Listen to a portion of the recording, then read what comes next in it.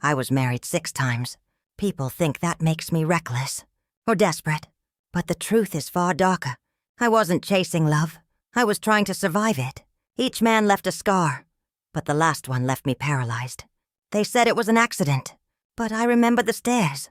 I remember his face. Calm, cold, like he knew this was coming. This is not a story about love. It's a story about control, survival, and the day I finally stopped running. Because even when you can't walk, you can still rise. I was 18 when I left New York, wide-eyed, full of big dreams, and a suitcase far too small for how much I still didn't know. My parents hugged me so tight at the station, you'd think they knew something I didn't. I thought I was just off to college, to the University of Chicago, to study literature and fall in love with the world. I didn't expect to fall in love with a person instead. His name was Edward. I met him in the cafeteria. I spilled coffee on my sweater, muttered something clumsy, and when I looked up, he was already smiling at me, like I was the punchline to a joke only he knew. Tall, confident, with a voice that warmed everything around it. He was a senior, polished and self-assured, in a way that made me feel like I had finally found something solid to hold on to in this big, unfamiliar city. We were inseparable almost immediately. Late-night talks about everything and nothing, sneaking onto rooftops to watch stars, fingers brushing in the dark. He'd wrap his scarf around my neck every time I forgot mine, saying, "Can't let the wind steal you from me." I still have that scarf. It still smells faintly like cedar in winter, and a time when I believed in forever. By 19, I was Mrs. Anna Whitmore. We had a tiny wedding under golden lights, with tears in my mother's eyes, and Edward's hand trembling as he slid the ring onto my finger. I thought, this is it, my great love story. And for a while it was. Sunday mornings in bed, cooking pasta too late at night. The thrill of learning how to be adults together. It was all so ordinary and so sacred. But love doesn't make you invincible. Edward caught a cold one December. We laughed it off even when the cough got worse. He promised he was fine. He wasn't. It was pneumonia. I watched the light drain from his eyes in a sterile hospital room. I was 21, holding his hand as he took his last breath. Just like that, my storybook burned at the edges. The world didn't end, but it tilted. People stopped calling. My friends from college didn't know what to say. My professors avoided my eyes. The apartment felt too quiet, too big, too full of echoes.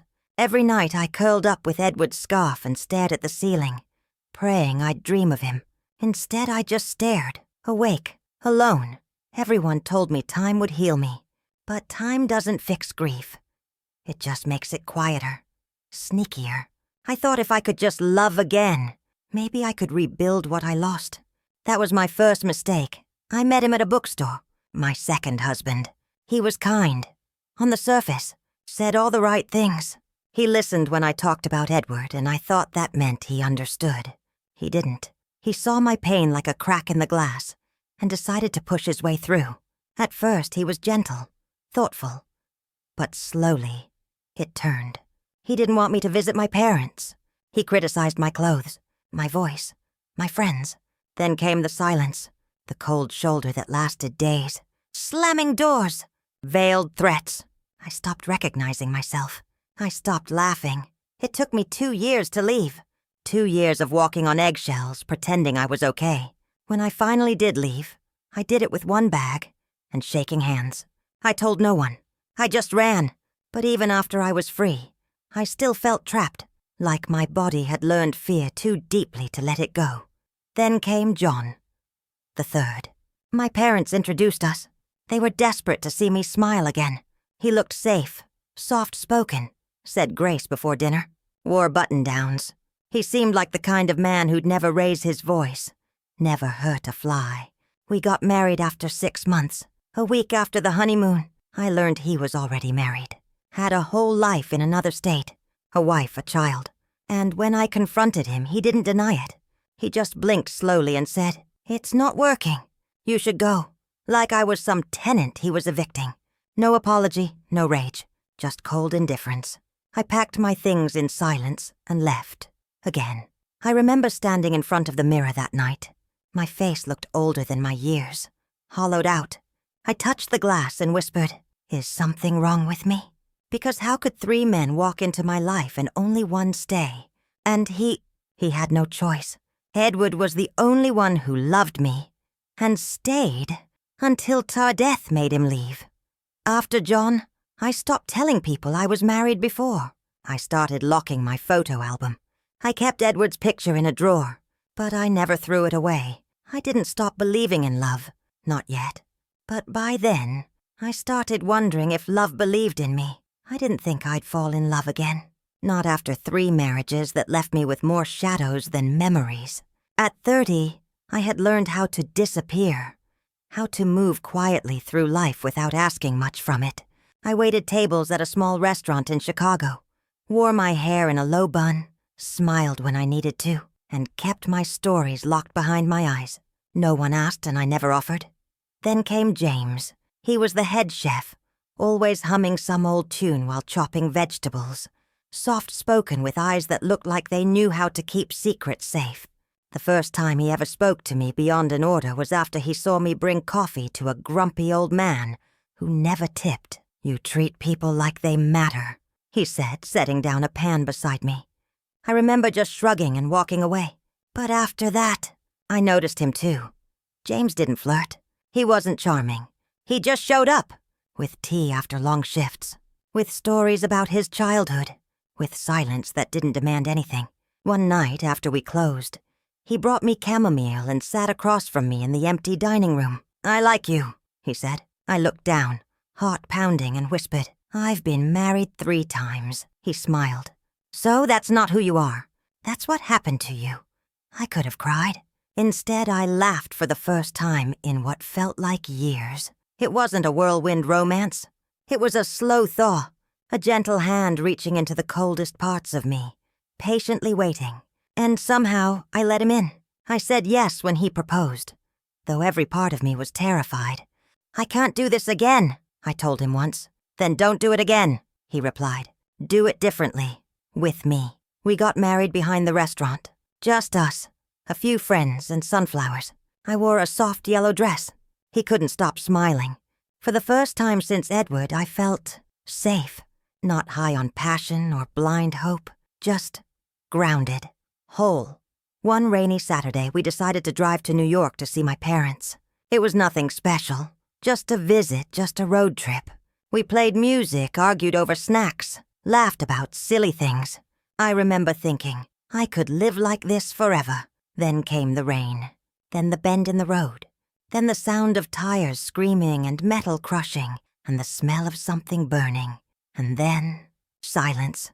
When I woke up, it was white walls and fluorescent lights, bandages, pain. My mother held my hand. My father was staring out the window. I didn't have to ask. I already knew. James was gone. They said he died instantly, that he didn't suffer. But they didn't know what I suffered. They didn't know how everything inside me shattered so quietly. I didn't even cry at first. I just lay there staring at the ceiling, wishing I had gone with him. At the funeral, I wore the same yellow dress. It felt wrong to wear black. I held a sunflower in my hand and stood beside the casket like a statue.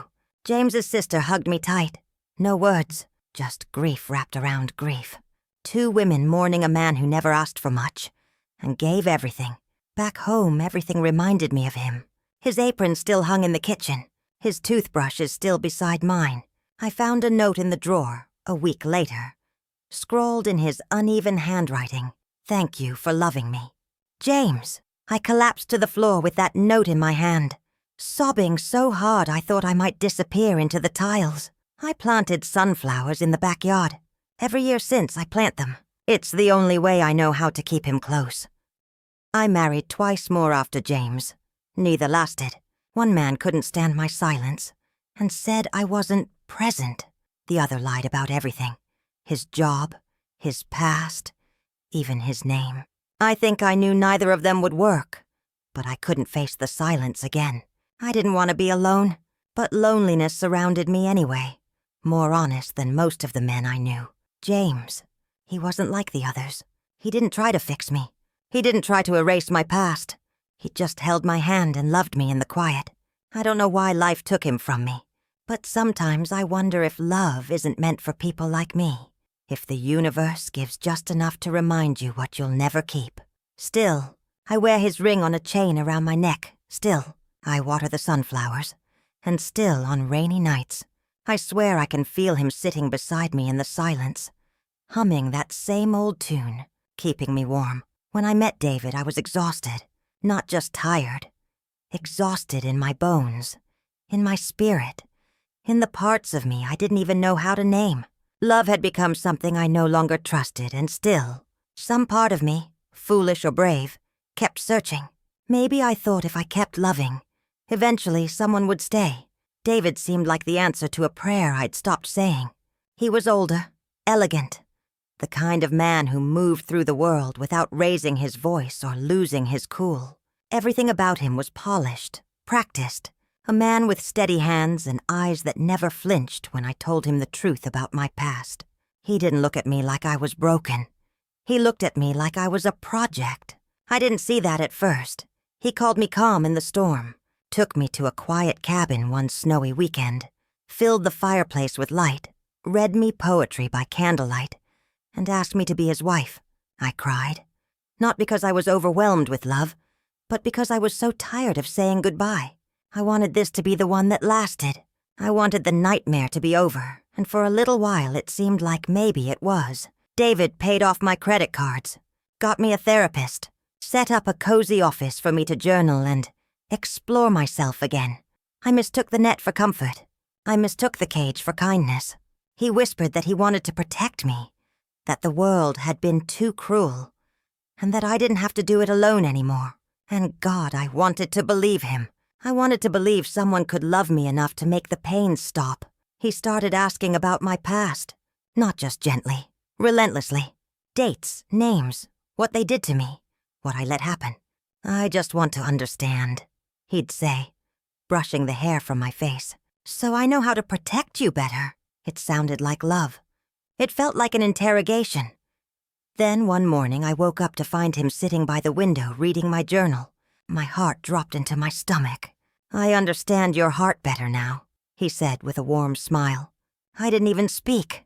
I couldn't. Something inside me curled up and went quiet.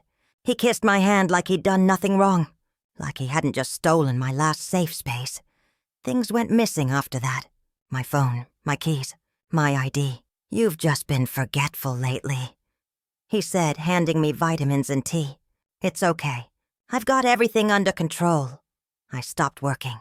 David said I didn't need to worry anymore. He was right. I didn't worry. I panicked. My bank account closed. My name on the lease? Gone. Everything slowly had been shifted under his name. When I brought it up, he held my face and said, You don't need all that stress. I'm your husband. I'll take care of you. It wasn't love. It was a velvet cage. The worst part? He never raised his voice. Not once. But he didn't need to. The day I questioned something small, what day the housekeeper left, he leaned in and said softly, No one else wants a woman like you. I'm all you've got. Then he smiled, kissed my forehead, walked away. I didn't sleep that night. I lay awake staring at the ceiling, my heart pounding so loud I thought it might break my ribs. That's when I started hiding things. Little notes inside books, burners in locked drawers. When Mia, the only friend David hadn't pushed away completely, handed me a scarf with a phone inside, I didn't cry. I just nodded. Because I knew then I was in something dangerous. And it wore the face of the perfect man. My therapist, Dr. Simone, started noticing too. David had pushed me to see her at first, but after a few sessions I began speaking more freely. I think she knew what was happening before I did. She didn't say it outright.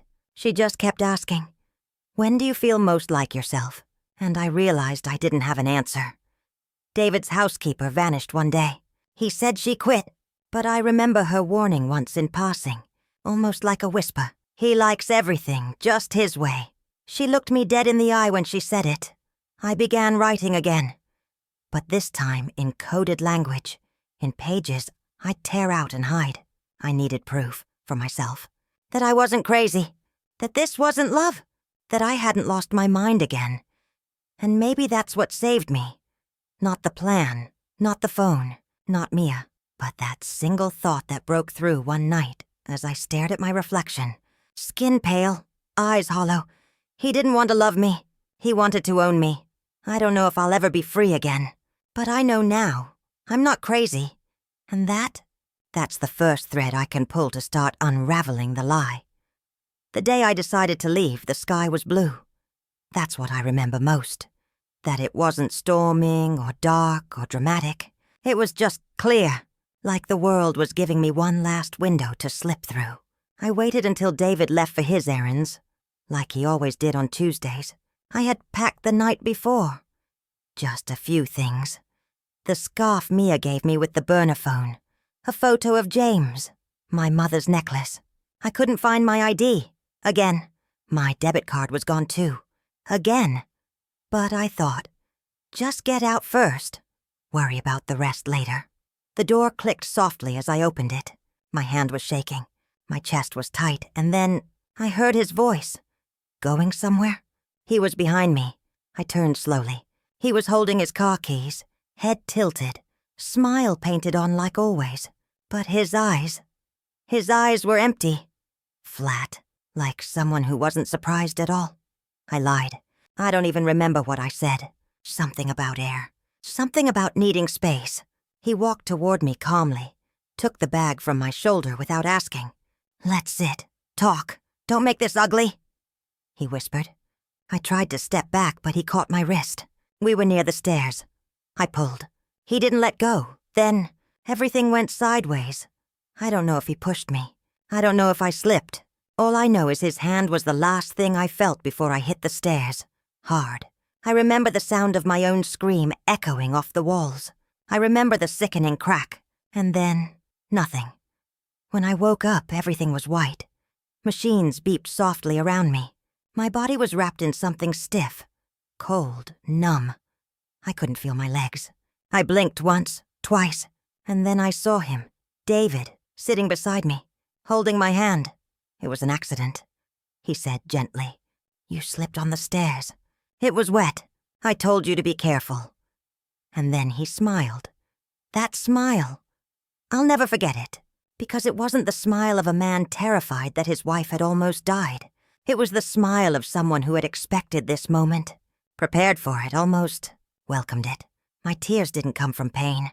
They came from clarity. I wasn't crazy. He hadn't just loved me too much. He had studied with me, watched me, waited for the moment I might escape, and made sure I didn't. The nurses were kind, Nurse Evelyn especially. She didn't ask questions. But I saw the way she noticed how I flinched when David touched my arm, the way she left a pamphlet about domestic abuse on my tray without saying a word. I hid it under the blanket like a lifeline no one was allowed to see. Dr. Simone visited too. She held my hand and looked me in the eye. You remember what happened, don't you? She said. I nodded barely. Then trust that, even if no one else does. Trust your memory. Mia came in secret while David was downstairs talking to a nurse. She brought me my old phone, cracked, dusty, but alive. But something was wrong. My texts were gone. Emails deleted. Photos wiped. She looked pale as she scrolled. He erased you, she whispered, piece by piece. We found it a day later. A small recorder, tucked under the nightstand drawer. He had been recording me. For how long? I didn't know. But it explained how he always knew what I was thinking before I did. He wasn't loving me. He was logging me, cataloging my fears, my traumas, my doubts, and building his strategy around them. I stared at the ceiling that night, the sterile lights burning above me. I couldn't move my legs, couldn't get out of bed, but my mind was sharper than it had been in years. He didn't hurt me because I was broken, I whispered to the empty room. He broke me because I was healing, and healing was something he couldn't control. I started writing again, carefully, secretly, logging everything. Every nurse who came in, every visitor David blocked, every medication I was given, every memory that returned to me. Not just about the fall, but about the pattern. How he'd picked me, studied me, disarmed me with softness. He studied me like a predator. I told Dr. Simone in a hushed voice. The hardest part wasn't the pain. It wasn't the paralysis. It was the way he kept pretending, bringing flowers, holding my hand for the nurses, talking to the doctors like I was unstable, traumatized, confused. He told them I'd had breakdowns before, that I had a history of dramatic episodes, that I was emotionally delicate. He was turning the system into his accomplice. But this time, I wasn't confused. I was awake. I wasn't planning revenge.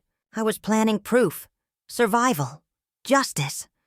I didn't want him to hurt anyone else. I wanted my story back. And if I had to crawl through hell to get it, so be it. He thought he'd broken me for good. But all he did was set the fire. And now, I was burning. I remember the way the officer looked at me when I filed the report, like he was waiting for me to take it back. I didn't. I sat there, in that small gray room with its flickering light and cold metal chair under me, and I said it out loud. My name is Anna. My husband hurt me. He broke my spine. He erased my life piece by piece. And no, I don't have the kind of proof you're used to. But I have my voice. It wasn't easy. Nothing about it was. The police barely looked up. The paperwork was slow. The questions made me feel like the villain. But I kept going, because silence had already cost me too much. And soon enough, we were in court. David sat across from me in that polished courtroom, dressed like a saint, calm, poised, his eyes soft, his hands folded. His lawyer painted me as a confused, unstable woman with a pattern of failed relationships. She's tragic, yes, but not trustworthy. That's what they said. Like pain made me unreliable. Like grief disqualified truth. But when it was my turn, I rolled myself to the witness stand. I was shaking. My palms were damp. But my voice didn't break. I told them everything, from the velvet words that slowly became chains, to the fall I'll never fully understand, to waking up with my body paralyzed but my vision finally clear. I didn't cry, not because I wasn't broken, but because I was done hiding my brokenness like it was a weakness. They ruled in his favor. Lack of evidence. Of course they did. David smiled at me as he left the courtroom. That same smile he wore at the hospital. Soft, victorious, hollow. But this time, I didn't flinch, because he didn't win. Not really. That night, Mia took my hand and said, "You know what's crazy? He still thinks you lost." And I laughed. For the first time in months. Because I knew something he didn't. The world saw him now. The cracks in the perfect mask. The trembling hands when he thought no one was watching. The women who began writing me, quietly at first, then in droves. He did the same to me. I thought I was alone. Because of you, I left. That's when I realized this wasn't just about me anymore. A women's shelter invited me to speak a few weeks later. I almost said no. I felt small, broken, scared. But I said yes. I rolled up to that microphone in front of 30 women, all with different faces but the same kind of ache in their eyes. I took a deep breath and said, "You think love is supposed to hurt. It's not. You think silence keeps you safe. It doesn't." He took my legs, but he didn't take my voice. And I spoke. For them. For me. For every girl who thought being chosen was the same as being loved. After that night, the letters kept coming. I started a blog, then a podcast, then a support group with Mia for women surviving coercive control. The kind that doesn't leave bruises, but buries you alive. We called it Stand Anyway, because that's what we do now. We stand in courtrooms that fail us. We stand in shelters with no funding. We stand in front of microphones with our hands shaking. And we tell the truth. The first time I lived alone again, I thought I'd be afraid. But I wasn't. My apartment is quiet, peaceful. There's light everywhere. I made sure of that. I keep a photo of James on the windowsill. He's smiling, always smiling. Sunflowers bloom outside, even in the fall. I water them every morning. Sometimes when the world gets loud, I close my eyes and remember the rain on that drive, the sound of his laugh, the smell of cinnamon on his apron. And I thank the universe for the love I had, even if only for a while, and I thank it for the voice I have now, because I can't walk anymore, but I stand For every version of me that doubted her own memory. For every woman who's been called dramatic, hysterical, too much. For every silence I mistook for safety. I stand, and I will not sit down again.